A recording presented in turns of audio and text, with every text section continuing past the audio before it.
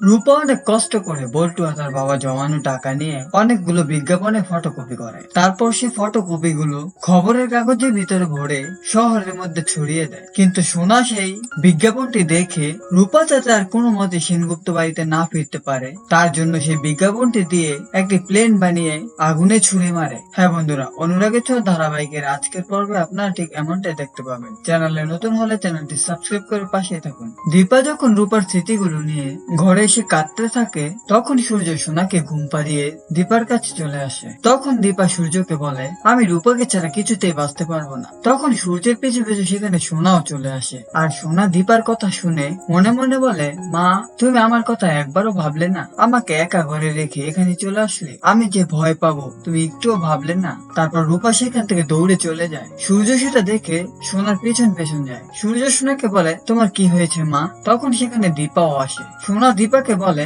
তুমি ছুবে না আমায়, তুমি আমার কথা একবারও ভাবোনি, তুমি আমাকে একা রেখে চলে এসেছো, আমি ভয় পাবো কিনা একবারও ভাবোনি। তারপর সোনা সেখান থেকে চলে যায়। তখন দীপা বলে, সোনার একটু রাগ হয়েছে, ওটা একটু পরে মিটে যাবে, কিন্তু আমি এই বাড়িতে কিছুতেই থাকতে পারবো না, আমি এ বাড়ি থেকে চলে যাব। তখন বীরকে নিয়ে এসে দীপার কোলে দেয় আর বলে, তুমি এই ছেলেটিকে রেখে কিভাবে চলে যাবে? ওর কথা একবারও ভাবলে না? অন্যদিকে রূপা বল্টুর বাবার কাছ থেকে টাকা নিয়ে এসে তার হাতে লেখা বিজ্ঞাপনগুলোর ফটোকপি করে নিয়ে আসে। আর সেগুলো সে খবরের কাগজের ভিতরে করে দিয়ে শহরে বিজ্ঞাপন পাঠায় আর তার মায়ের ফোনের জন্য অপেক্ষা করে। তারপরে যখন সকালে খবরের কাগজ বাড়িতে আসে তখন সোনা সেখানে রূপার দেওয়া বিজ্ঞাপনটি দেখতে পায়।